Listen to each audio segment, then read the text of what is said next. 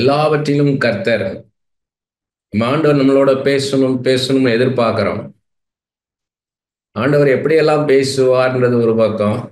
ஆனா ஆண்டவர் சின்ன சின்ன காரியங்கள் மூலம் நம்மளோட பேசுறார். அதைத்தான் இன்னைக்கு நம்ம மெடிடேட் பண்ண போறோம். நம்ம வாழ்க்கையில நடக்கிற ஒவ்வொரு காரியமும் கர்த்தர் சித்தமில்லாம நடக்கல. நம்ம வாழ்க்கையில எதிர்படுகிற ஒவ்வொரு மனுஷனும் கர்த்தர் அனுமதிக்கிறது. எதுவுமே ஆக்சிடென்டலா நடக்கிறது கிடையாது. தற்செயலாக நடக்கிறது கிடையாது. ஆனா இன்னைக்கு நம்ம பார்க்க போற காரியம் கிதியோன் போல, கர்த்தர் என்னோடு இருந்தால் ஏன் இதெல்லாம் நடக்குது அப்படின்னு சொல்லி கிதியோன் கேட்கிறார். ஆனா நம்ம அப்படி போல இல்லை. நம்ம இதை வேற விதமா பார்க்க போறோம். ஒரு காரியம் நமக்கு நடந்தால் நடக்காவிட்டால் ரெண்டுலையும் கர்த்தர் அதுல ஒரு மெசேஜ் இருக்குது. கர்த்தர் நம்மளோட ஒரு பேசுறார், அதுல ஒரு மெசேஜ் இருக்கு. அதை நம்ம புரிந்து கொள்ளணும். ஒரு பஸ்ஸுக்கு வெயிட் பண்றோம், அந்த பஸ் நமக்கு கிடைக்கலையா, கர்த்தர் ஏன் அதை அனுமதிக்கிறார் அப்படின்றத விட அதன் மூலமாக ஆண்டவர் நம்மள்ட்ட ஒரு காரியத்தை பேசுறார், ஒரு விஷயத்தை பேசுகிறார். What is the message for me? நான் அதுல இருந்து என்ன கத்துக்கொள்ளணும்ன்றத தான் நம்ம பார்க்க போறோம். நம்மளுக்கு எதிராக ஒரு சூழ்நிலை அமையும் போது, ஒரு சுகவீனம் வருது. சுகவீனம் வரும் பொழுது அதுல இருந்து நான் என்ன கத்துக்கொள்ளணும்னு கேட்கணும் ஆண்டவர்கிட்ட. இப்போ சுகவீனம் வரும்போது என்ன ஆகுது? சுகம்ன்றது எவ்வளவு முக்கியம்ன்றதை நம்ம கண்டுகொள்றோம். அது ஒரு மெசேஜ் நமக்கு. ஆண்டவர் நம்மளோடு கூட பேசுகிற காரியம். சுகம்ன்றது எவ்வளவு அவசியம், எவ்வளவு முக்கியம் அப்படின்றத நம்ம பார்க்குறோம். அடுத்தது, இவ்வளவு காலம் கர்த்தர் நம்மளை சுகமா வச்சிருந்தார், அதை நம்ம மறந்து போயிருந்தோம். இப்போ அதை ஞாபகத்துக்கு வருது, இவ்வளவு நாள் நம்ம சுகமா இருந்தோமே என்று. அடுத்து, எதிர்காலத்துல சுகத்துக்கு முக்கியத்துவம் கொடுக்கணும் அப்படின்ற தீர்மானம் நமக்குள்ள உண்டாகுது. சுகத்துக்காக அதிகமாக ஜெபிக்க ஆரம்பிக்கிறோம். அதுவரை சுகத்துக்காக அதிகமாக ஜெபிக்காதவங்க, நினைச்சு பார்க்காதவங்க, சுகத்தை குறித்து நம்ம நினைச்சு பார்க்கிறோம். ஆண்டவரே, எனக்கு கொடுத்த சுகத்துக்காக நன்றி அப்பா அப்படின்னு அதை நினைச்சு பார்க்கிறோம். அதுக்கடுத்து சுகவீனமா இருக்கிறவங்களுக்காக, மற்றவங்களுக்காக ஜெபிக்க ஆரம்பிக்கிறோம். ஆண்டவரே, யாரெல்லாம் சுகவீனமா இருக்கிறாங்களோ அவங்க நினைவெல்லாம் நமக்கு வருது. அவங்களும் சுகமா இருக்கணுமேன்றது வருது. அவங்களுக்காக, அவங்க சுகத்துக்காக ஜெபிக்க ஆரம்பிக்கிறோம். அடுத்து என்னென்னமான வியாதிகள், சுகவீனங்கள்லாம் வருதுன்றத நியூஸ்ல பார்க்கும்போது அதெல்லாம் முக்கியத்துவம் ஆகுது நமக்கு. அது முக்கியமா நம்ம பார்க்குறோம். எவ்வளவு பேர் எவ்வளவு சுகவீனமா இருக்காங்க. இப்போவும் கலிஃபோர்னியால இருக்கிற அந்த ஃபயரு, அது எங்கேயோ கலிஃபோர்னியால இருக்குன்னு இல்லை, அது நம்மளை அதை குறித்து யோசிக்க ஆரம்பிக்கிறோம். நம்மளை எவ்வளவு பாதுகாப்பு ஆண்டவர் வச்சிருக்கிறார். அதெல்லாம் பற்றி எரியும் போது அதுல ஒரு மெசேஜ் இருக்கு. கர்த்தர் பேசுறார் அதன் மூலமாக நம்மளை எவ்வளவு பாதுகாப்பா வச்சிருக்கிறாருன்னு. ஹாஸ்பிட்டல் போகும்போது அங்க இருக்கிறவங்க எல்லாம் பார்க்க ஆரம்பிக்கிறோம். எவ்வளவு சுகவீனமா ஜனங்க இருக்கிறாங்க, எவ்வளவு வியாதிகள் இருக்குது, எவ்வளவு நோய்கள் இருக்குது, அதெல்லாம் நம்ம பார்க்க ஆரம்பிக்கிறோம். இவ்வளவுலாம் கஷ்டப்படுறாங்க ஜனங்கன்னு சொல்லிட்டு நம்ம கண்ணோட்டம் மாறுது, நம்மளுடைய பெர்ஸ்பெக்டிவ் மாறுது, நம்மளுடைய ப்ரையாரிட்டி மாறுது. அது வரை சின்ன சின்ன காரியங்களுக்கெல்லாம் நம்ம முறுமுறுத்துட்டு கோவப்பட்டுக்கிட்டு இருந்த நமக்கு நமக்குள்ள இதெல்லாம் இருக்கக்கூடாது. ஏன்னா ஒரு பெரிய சுகவீனத்தை பார்க்குறோம். அங்க கேன்சர்ல இருக்கிற பேஷண்ட்ஸை பார்க்கும்போது 4th ஸ்டேஜ் அப்படின்னு சொல்லும்போது அப்ப நமக்கு உணர்வு உண்டாகுது. சின்ன சின்ன காரியங்களும் நம்ம பெருசா பார்த்தோமே, இவ்வளோ பெரிய காரியம் இருக்குது, இவ்வளோ பெரிய கஷ்டத்துல இருக்கிறாங்க இவங்க, நம்ம சின்ன சின்ன அசௌகரியத்துக்கும் நம்ம முறுமுறுத்தோமேன்னு சொல்லி நமக்குள்ள பொறுமை வர ஆரம்பிக்குது. அவசரம் நம்மளை விட்டு போயிடுது. உடல் ஊனமுற்றோரை நினைச்சு பார்க்கிறோம். கண் இல்லாதவங்க, பேச முடியாதவங்க, காது கேட்க முடியாதவங்க, கால் இல்லாதவங்க, கை இல்லாதவங்க, அவங்களெல்லாம் யோசித்து பார்க்கிறோம். அடுத்து மனநிலைமை பாதிக்கப்பட்டவங்களை நினைச்சு பார்க்கிறோம். மென்டலி ரிட்டார்டட், மென்டலி இல், எல்லாத்தையும் நினைச்சு பார்க்கிறோம். பிறக்கும் போதே மனநிலைமை சரியில்லாதவன் பிறந்த பிள்ளைய நினைச்சு பார்க்கிறோம். நல்லா வளர்ந்து வந்த பிள்ளைகள் திடீர்னு மனநலம் பாதிக்கப்பட்டு கஷ்டப்படுறத பார்க்குறோம். அப்ப அதெல்லாம் யோசிக்க ஆரம்பிக்கணும். அதன் மூலமா கர்த்தர் நம்மகிட்ட பேசுறார்.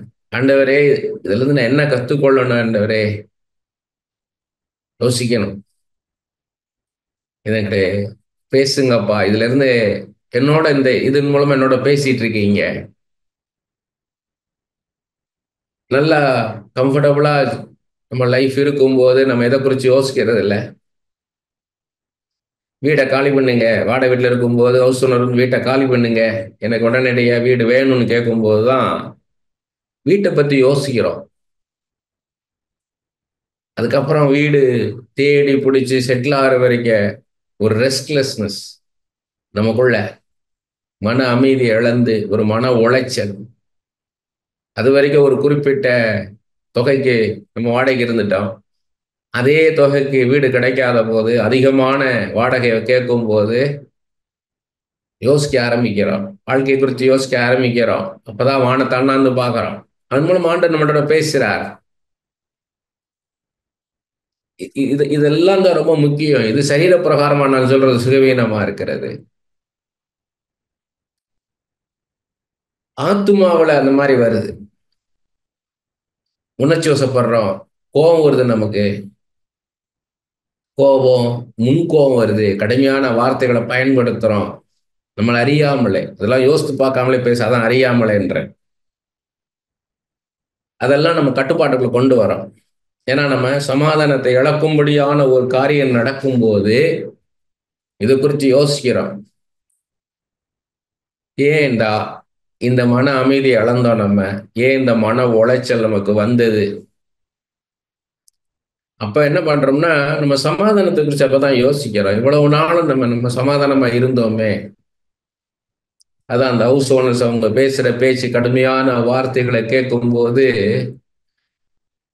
நாம இப்படி போல பிஹேவ் பண்ணக்கூடாது. நாம இது மாதிரி யார்கிட்டையும் மற்றவங்களை ஊண்டு பண்ற மாதிரி செய்யக்கூடாது. இப்ப பேசுற வார்த்தையில நிதானம் வருது. நம்ம டக்குன்னு எதனாலும் பேசிடாம ஒரு தடவை 2 தடவை யோசிக்கிறோம். இது அவங்க ஆத்மாவை ஹட் பண்ணிடக்கூடாது, அவங்க மனசை புண்படுத்திடக்கூடாது, அவங்களுக்கு அசௌகரியத்தை உண்டு பண்ணக்கூடாது. பொறுமையா பேச ஆரம்பிக்கிறோம். இந்த பொறுமை வருது நமக்கு. கோபம் வெளியே போகுது, பொறுமை வருது. அது வரைக்கும் நான் பேசி இந்த பெருமை நம்மளை விட்டு போயிருது. இது வாழ்க்கையில இந்த கஷ்டங்கள் வரும்போது தான் அது நம்மளை செம்மைப்படுத்துது.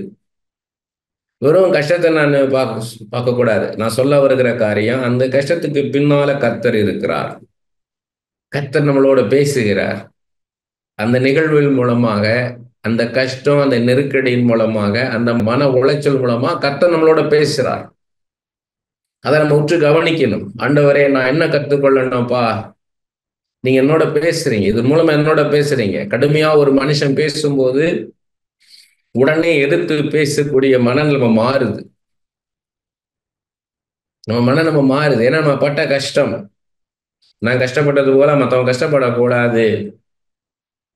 அப்ப மற்றவங்கள்ட்ட பேசும்போது பொறுமையா பேச ஆரம்பிக்கிறோம், மனசை புண்படுத்தாம. அது வரைக்கும் நம்ம அதை யோசிக்கல. இப்ப யோசிக்க ஆரம்பிக்கிறோம், ஃபீல் பண்ண ஆரம்பிக்கிறோம், இமேஜின் பண்றோம். இப்படி பேசலாமா இவங்கள்ட்ட? அதெல்லாம் நம்ம யோசித்து பார்க்கிறோம். அதெல்லாம் நம்ம யோசித்து பார்த்து பேச ஆரம்பிக்கிறோம். அப்ப நமக்குள்ள யோசனைன்றது வருது. யோசித்து பார்க்கிறோம், இப்படியெல்லாம் நம்ம பேசலாமா அப்படின்னு நம்ம பார்க்கிறோம். அது வரைக்கும் மேம்போக்கா இருந்தவங்க நம்ம, மேலோட்டமா இருந்தது. அதுக்கப்புறம் மனுஷனுடைய மனதின் ஆழத்தை, இருதயத்தின் ஆழத்தை பார்க்க ஆரம்பிக்கிறோம்.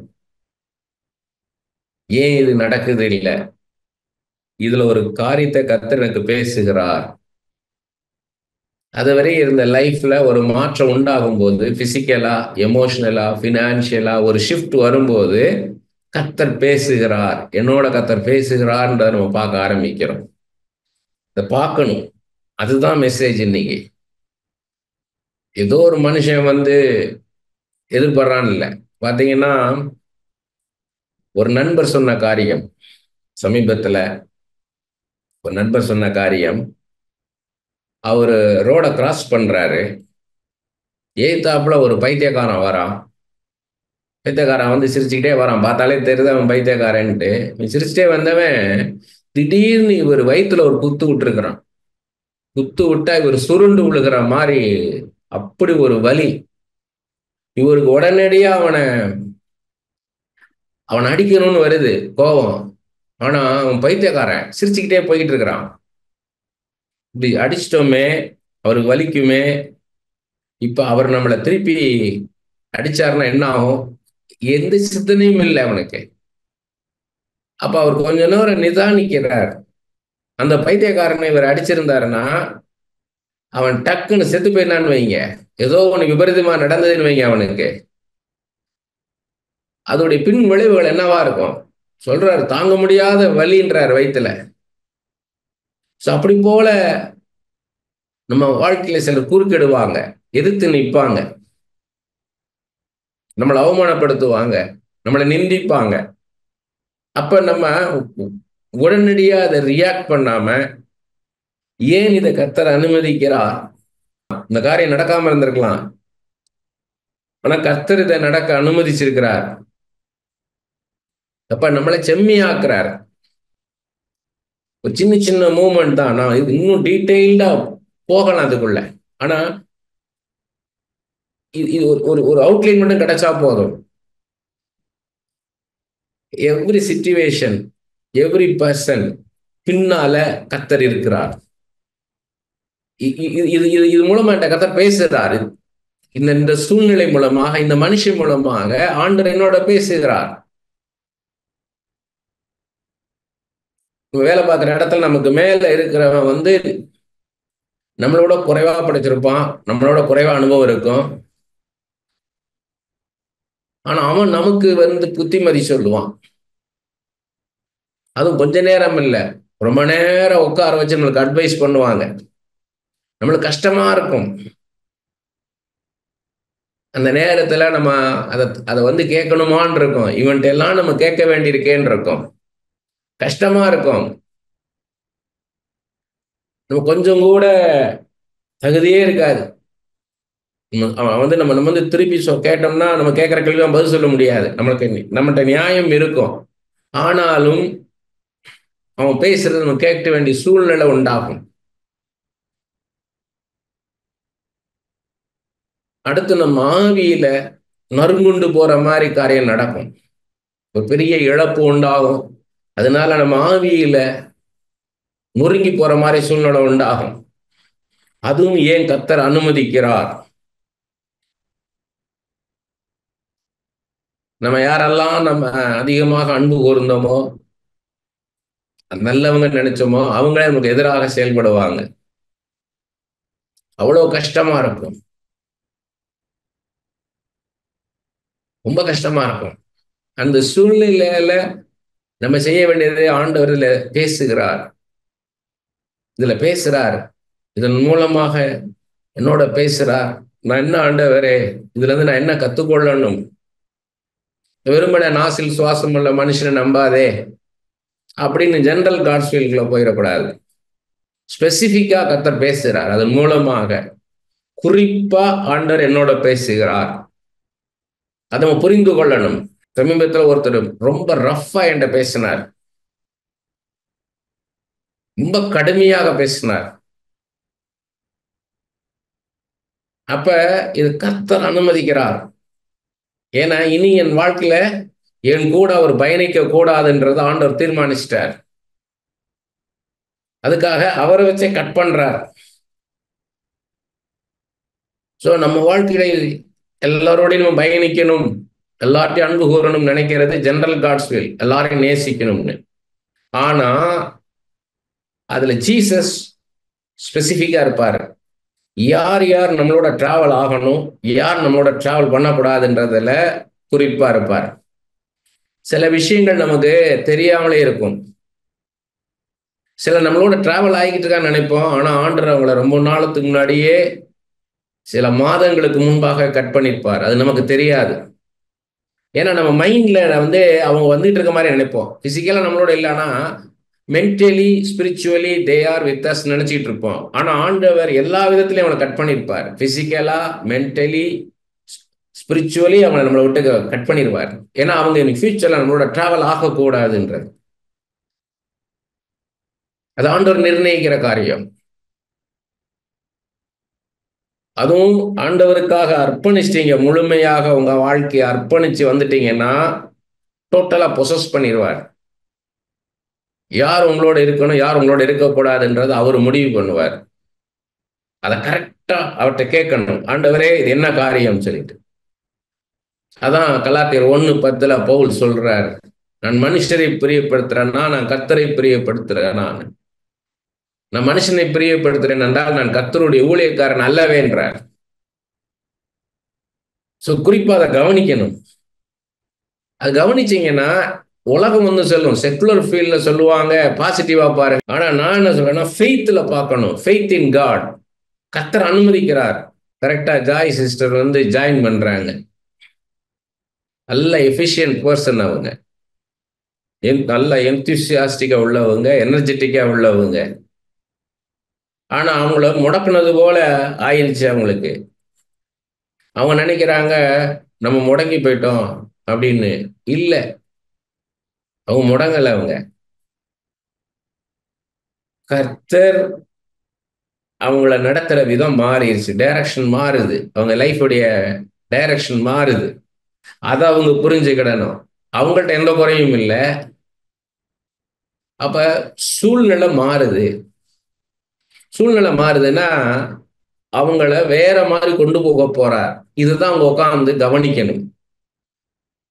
தாவீதுக்கு ஆண்டவர் சொல்றாரு இல்லையா, நான் பெலிஸ்தரை துரத்தி போட்டுமானா, இல்ல நீ காத்துரு, முசுக்கட்டை செடியின் நுனியை பார்த்துக்கிட்டே இரு, அதுல ஒரு அசைவு உண்டாகும், ஒரு இரைச்சல் உண்டாகும், அப்பொழுது அறிந்துகொள் கர்த்தர் நான் தேவதூதர்களோடு தேவ சேனையோடு உனக்கு முன்பாக கடந்து சென்றிருக்கிறேன், என் பின்னால நீ வான்றார், நான் உனக்காக நான் ஃபைட் பண்ணுவேன்றார், உனக்கு ஜெயத்தை தருவேன்றார். அதுதான் ஜாய் சிஸ்டருக்கு நடக்கிறது.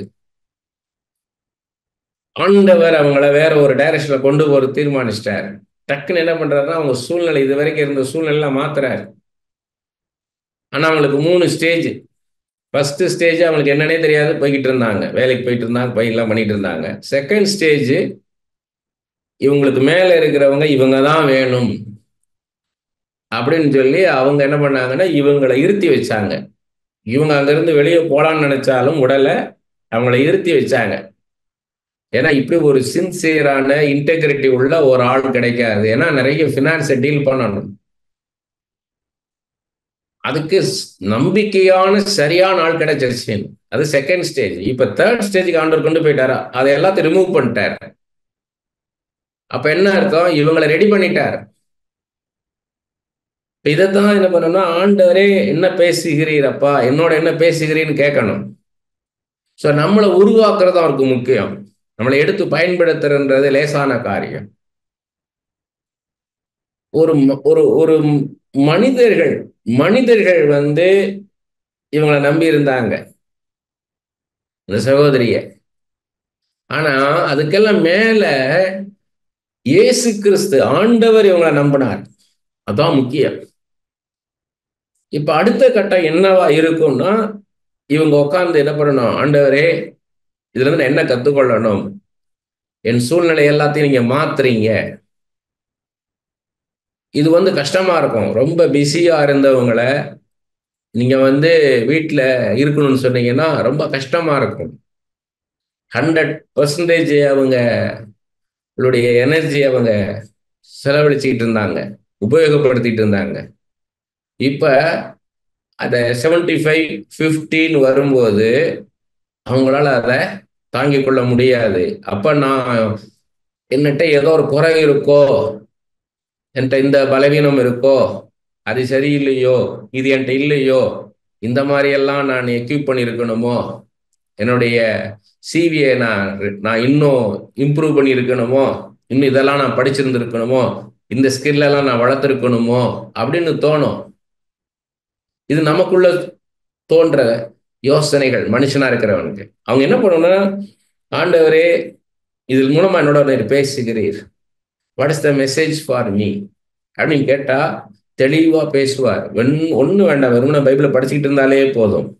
எஸ்தருடைய வாழ்க்கை வச்சு பேசுவாரோ, ரூத்துடைய வாழ்க்கை வச்சு பேசுவாரோ, தெபோராவுடைய வாழ்க்கை வச்சு பேசுவாரோ அப்படின்லாம் எந்த இது வேண்டாம். சாதாரணமா இவங்க பைபிளை படிச்சுக்கிட்டு இருந்தாலே இவங்க என்ன படிக்கிறாங்களோ அதுக்கு சம்மந்தமே இல்லாம ஆண்டவர் பேச ஆரம்பிப்பார். அந்த கனெக்ஷன் வந்தா போதும். இப்ப கரண்ட் வந்து 3 வயர் வரும், அதுல ஒண்ணுலதான் கரண்ட் வரும், 3 வயர்ல கரண்ட் வராது. அது மாதிரிதான் நீங்க படிச்சுக்கிட்டு இருக்கிறது ஒரு ட்ராக்ல படிச்சுப்பீங்க, இன்னொரு ட்ராக்ல ஆண்டவர் உங்களோட பேசுவார். ஏன் இதை அனுமதிச்சேன் தெரியுமான்வார். அது நிச்சயமா உங்களை மேன்மையாக நடத்துவதா தான் இருக்கும். அதுதான் குறிப்பா கவனிக்கணும். கர்த்தர் ஏதோ ஒரு தீர்க்கதரிசி மூலமா பேசிடுவாரு, அப்படி சத்தமா வானத்திலிருந்து ஒரு சத்தமா கேட்டுரும், சொப்பனத்துல பேசுவார், அதெல்லாம் உண்டு. ஆனா அதுக்கு அப்பாற்பட்டு கர்த்தர் இப்படி பேச விரும்புறார், அதுதான் ரொம்ப முக்கியம், அதான் மகத்துவமானது. ஒவ்வொரு சூழ்நிலை மூலமாக ஒவ்வொரு மனுஷன் மூலமா நம்மளோட ஆண்டவர் பேசுவார். அதை நம்ம கவனிக்கணும். ஆண்டவரே, ஆண்டவரே, இதுல என்ன கத்துக்கொள்ளணும்ப்பா. நல்ல ஒரு ஒரு ஒரு ஒரு ட்ரெயினுக்கு போறீங்க, ரொம்ப ரஷ்ஷா இருக்கும் அப்படின்னு நினைச்சு போறீங்க, அங்க ஒரு நீட்டா இருக்காது, சுத்தமா இருக்காது, ஹைஜீனிக்கா இருக்காது அப்படிலாம் நினைச்சு போறீங்க. சுத்தி இருக்கிற பேசஞ்சர்ஸ் தான் டிஸ்டர்பன்ஸா இருக்குன்னு நினைச்சு போறீங்க. ஆனா அங்க ஆப்போசிட்டா இருக்குது, நல்லா உங்களுக்கு கன்வீனியன்ட்டா இருக்குது, எல்லாமே உங்களுக்கு சாதகமா இருக்குது, சமாதானமா இருக்கு அப்படின்னு உடனே ஓகே தேங்க்யூன்னு விட்டுறக்கூடாது, தேங்க்யூ ஜீசஸ்ன்னு விட்டுறக்கூடாது. எஸ்வே இதுலயும் ஒரு காரியம் இருக்கு, என்ன பேசுங்க, பேசுவார். அதுல இருந்து நான் என்ன கத்துக்கொள்ளணும், யாரு கேட்குறாங்களோ அவங்கள்ட்ட தான் பேசுவார். ஏன்னா நீங்க அலர்ட்டா இருக்கிறத ஆண்டவர் விரும்புவார். நம்ம தான் வாலண்டியரா கேட்கணும், ஆண்டவரே இது என்ன காரியப்பா, இது என்ன காரியம். ஒரு ஒரு ஒரு ட்ரெயின்ல போறீங்க, உங்களுக்கு வர சாப்பாடு சரியில்லை அப்படின்னாலும் ஆண்டவர்கிட்ட கேட்கணும், ஆண்டவரே ஏன் இதை அனுமதிக்கிறீர். இப்போ இவ்வளவு நாள் நல்ல சாப்பாடு கொடுத்தாரு, அது நமக்கு தெரியல, இப்ப அந்த நல்லா இல்லாத சாப்பாடை பார்க்கும்போது தான் சாப்பாடை பத்தி யோசிக்க ஆரம்பிக்கணும். அப்ப அடுத்த தடவை உங்களுக்கு சாப்பாடு ஒவ்வொரு தடவை சாப்பிடும் போதும் நன்றி ஏசப்பா, எஸ்ஐயா நன்றி, நல்ல சாப்பாடை கொடுத்தீங்களே. மனுஷனுக்குள்ள இருக்க நல்ல நல்ல காரியங்களையும் பார்க்க ஆரம்பிப்பீங்க. உங்க வாழ்க்கையில பார்க்கக்கூடிய மனுஷங்களோட நல்லதனத்தை பார்க்க ஆரம்பிப்பீங்க. இப்ப நல்ல மனுஷனை சந்திக்க வைத்தீரப்பா, நன்றி நன்றி. 10 பேர் இருப்பாங்க ஒரு கடைக்கு போனா, 10 பேரும் 10 விதமான ஆவிகளோட இருப்பான். ஒருத்தவங்க கண்டுக்கவே மாட்டான், இன்னொருத்தன் அவசர அவசரமா உங்களை அட்டன் பண்ணிட்டு அடுத்த ஆள்கிட்ட போகணுன்னு இருப்பான். இப்படி ஒவ்வொருத்தரும் ஒரு விதமா இருப்பாங்க. ஒருத்தன் வந்து என்ன பண்ணிட்டு இருப்பான், இன்னொரு ப்ராடக்டை பத்தியே பேசிட்டு இருப்பான். இந்த ப்ராடக்டை நீங்க வாங்க வேண்டிய அந்த பிராண்டை பத்தி பேசாம இன்னொரு பிராண்டை பத்தியே பேசிட்டு இருப்பான். இப்படியெல்லாம் இருப்பாங்க. அப்ப நீங்க அப்ப உடனே சின்சியரான ஆள் யாரு அப்படின்னு கேட்டோடனே அவன்கிட்ட கேட்டு முடிச்சுட்டு வர்றது அடி இல்லை. இதெல்லாம் எதுக்காக எனக்கு இதெல்லாம் காமிக்கிறீர், இதுல இருந்து நான் என்ன கத்துக்கொள்ளணும் ஆண்டவரே. அப்ப நான் இவங்க மாதிரிலாம் நடக்கக்கூடாதுன்றது ஒரு மெசேஜ், அது மட்டுமா. இப்படியெல்லாம் நான் பிஹேவ் பண்ணக்கூடாது என்னுடைய வாழ்க்கையில. என்கிட்ட யாராவது ஒருத்தர் கேட்டாங்கன்னா நான் சின்சியரா அவங்களுக்கு நான் பேசணும், அது மட்டுமா. வேற வேற காரியங்கள் இருக்கு. இப்ப குறிப்பா இதன் மூலமா என்ன பேசுகிறீர். அப்ப நான் யார்கிட்ட கேட்கணுமோ அவங்ககிட்ட தான் கேட்கணும். யார் அட்டென்டிவா இருக்காங்களோ அவங்கள்ட்ட தான் நான் பேசணும். I should not waste my time, I should not lose my peace. இப்படி பல காரியங்கள் இருக்குது, அது பேசிக்கிட்டே போலாம். எது நடந்தாலும் நடக்கலைன்னாலும் கர்த்தர் என்ன செய்கிறார், இதன் மூலமாக கர்த்தர் ஒரு விஷயத்தை என்னோட பேசுகிறார், அதை யோசித்து பார்க்கணும். வெறுமன தடைகளை உடைத்து போடும் வல்லமை என் வாழ்க்கையில கடந்து வரட்டும் அப்பா, கரடு முரடானதை சமமாக்குகிற வல்லமை என் வாழ்க்கையில கடந்து வரட்டும் அப்பா, சூழ்நிலையை மாற்றுங்கப்பா. இல்ல, இந்த சூழ்நிலை மூலமாக நான் என்ன கற்றுக்கொள்ளணும், இந்த மனுஷன் மூலமாக நான் என்ன கற்றுக்கொள்ளணும். ஒரு விஷயம் இருக்காது, அதுல பல காரியங்கள் இருக்கும். பல டைமென்ஷன்ல பேசுவார். பல டைமென்ஷன் அதுக்கு அந்த மனுஷனையும் பல டைமென்ஷன்ல பார்க்க வைப்பாரு. அப்ப எனக்கு நான் அப்படியாக பிஹேவ் பண்ணக்கூடாது. அடுத்து என்ன, இனி நான் நிதானிக்கணும். ஏன்னா நீதிமொழிகள் 16:2 நீதிமொழி 21:2 சொல்றாரு, நான் ஆவிகளை நிறுத்து பார்க்கிற தேவன்றாரு, நான் இருதயத்தை நிறுத்து பார்க்கிற தேவன்றாரு, எண்ணங்களை நோக்கங்களை நிறுத்து பார்க்கிற தேவன். இப்போ நம்மளோட பேசுகிற மனுஷனுடைய ஆவியை நிறுத்து பார்க்கணும். எந்த மோட்டிவ்ல அவன் பேசுறான், என்ன இன்டென்ஷன்ல பேசுறான், நான் அதுக்கு எப்படி ரியாக்ட் ஆகணும். இதெல்லாம் பார்த்தீங்கன்னா என்ன வரும்னு கேட்டீங்கன்னா, நம்மளுக்கு ஒரு மெச்சூரிட்டி வரும், நல்ல ஒரு முதிர்ச்சி நமக்குள்ள வரும். ஊழியத்திலே பார்த்தீங்கன்னா ஒவ்வொருத்தரும் ஒவ்வொரு விதத்துல நம்மளுக்கு தீர்க்க தரிசனம் சொல்லுவாங்க. ஒவ்வொரு ஏரியால அவங்க ஸ்பெஷலைஸ் பண்ணியிருப்பாங்க. ஒருத்தர் பார்த்தீங்கன்னா விச் கிராஃப்ட்ன்ட்டே இருப்பாரு. உங்களுக்கு சூனியம் பண்ணிட்டாங்க, சூனியம் பண்ணிட்டாங்கன்னு. இன்னொருத்தர் சொல்லுவாரு பிசாசு போராட்டம்னுவாரு. இப்படி ஒவ்வொருத்தரும் ஒவ்வொரு விதமா சொல்லுவாங்க. உங்க வீட்டுல சில பொருட்கள் இருக்குது, அந்த பொருட்களும் மூலமாக ஏவலின் ஆவி உள்ள வந்திருக்குது. இன்னொருத்தர் சொல்வார் ஒரு பெரிய சர்ப்பத்தை பார்த்தேன். 2 நாள் முன்னாடி ஒருத்தர் ஃபோன் பண்ணார். சமுதாயத்துல ஒரு பெரிய அந்தஸ்துல உள்ளவர். பல வருஷத்துக்கு முன்னாடி ஒருத்தர் சொல்லியிருக்கிறாரு, அவங்க சொந்த ஊர்ல வந்திருக்கிறாரு, குடும்பமா வந்திருக்கிறாரு, வந்துட்டு ஒரு பெரிய சர்ப்பத்தை அவங்க வீட்டுக்குள்ள பாக்குறேன் அப்படின்னு சொல்லிட்டு போயிட்டார். 15 வருஷமா அந்த பயத்திலேயே அவங்க வாழ்ந்துகிட்டு இருக்கிறாங்க. ஒரு பெரிய சர்ப்பத்தை பார்த்தேன் அவங்க வீட்டுக்குள்ளன்னு சொல்லிட்டு அவர் போயிட்டார். சரி, இவரு போன் பண்ணி அவருக்கு திரும்ப கேட்டிருக்காரு, சரி சர்ப்பத்தை பார்த்தீங்களே, அதை அழிக்கும்படியாக நீங்க ஜெபிச்சுட்டு நீங்க போயிருக்கலாமே, அப்படி இல்லைனாலும் மறுபடியும் நீங்க வந்து அந்த சர்ப்பத்தை அழிச்சு போடும்படியாக நீங்க ஜெபிச்சிருக்கலாமேன்னா, இல்ல எனக்கு ஆண்டவர் என்ன காமிச்சதை சொல்லிட்டு வந்துட்டேன்னு விட்டார். அவர் அது அதோட கட் பண்ணிட்டார். ஆனா இவர் அந்த பயத்தோடையே வாழ்ந்துட்டு இருக்கிறார். அந்த பயம் வந்து எப்படின்னா அவரை தொடர்ந்து பிடிச்சிக்கிட்டு இருக்கு. அப்ப இவர் என்ன நினைச்சிருக்கணும், இவர் சொல்றாரே இது என்ன ஆண்டவரேன்னு இவர் நேரடி ஆண்டவர்கிட்ட கேட்டிருக்கணும். யாரு வந்தாங்களா அவங்க வாட்டு இஷ்டத்துக்கு ஒரு சீட்டு போட்டு போயிடுவாங்க. ஒரு சீட்டு போடுற மாதிரி, இந்த காரியம் இப்ப முடிஞ்சிருங்க அப்படின்றவாங்க. இப்படி காமிச்சாரு, எனக்கு இந்த வார்த்தை காமிச்சாருங்க, இது 2 மாசத்துல முடிஞ்சிருங்க அப்படின்னு வாங்க. சரி, நமக்கு அந்த நேரத்துல ஒரு டெலிவரன்ஸ் கிடைக்கும், ஒரு 2 மாசத்துல முடிஞ்சிடும். 2 மாசத்துல முடியாத போது அப்ப என்ன ஆகும், மீண்டும் முன்ன கூட அதல பாதளத்தில் விழுந்துருவீங்க, டிப்ரெஷன்ல போயிருவீங்க. அதனால நிதானிக்கணும், அதிகமாக பைபிளை படிக்கணும். பைபிள் படிக்கிறது தான் நமக்கு ஆண்டவருக்குள்ள உறவு. உங்களுக்கு தனிப்பட்ட விதத்தில் ஆண்டவரோட உறவுல இருக்கணும். அப்ப இதெல்லாம் என்ன நடக்கணும் உங்களுக்கு தெரியும். யார் என்ன சொன்னாலும் சரி, தீர்க்க தரிசனமா சொன்னாலும் சரி, அதை சோதித்து நிதானித்து பார்க்கக்கூடிய பக்குவத்தை உங்களுக்கு தந்துடுவார். அதுக்கு அதுக்கு என்ன பண்ணணும்னா இப்படிதான் ட்ரெயின் அப் ஆகணும். உங்களோட வயசுல சின்ன பையனா இருப்பான், அவன் வந்து உங்களுக்கு அட்வைஸ் பண்ணுவான், இப்படித்தான் நான் பண்ணணும், இப்படிலாம் பண்ணக்கூடாதுன்னா, இப்படித்தானா அப்படித்தானான்னுவான். உங்களுக்கு கஷ்டமா இருக்கும், இவனுக்கு நம்ம சொல்லிக் கொடுக்கணும், இவன் நமக்கு சொல்லிக் கொடுக்கறானான் இருக்கும். அப்ப ஆண்டவரே இதை அனுமதிக்கிறீர், ஏன் இதெல்லாம் அப்படி நடக்குது, இதுல என்ன நான் கத்துக்கொள்ளணும், இந்த சின்ன பையன் என்கிட்ட பேசுறான், இதுல என்ன கத்துக்கொள்ளணும், இவன் புத்திமதி சொல்றான் எனக்கு.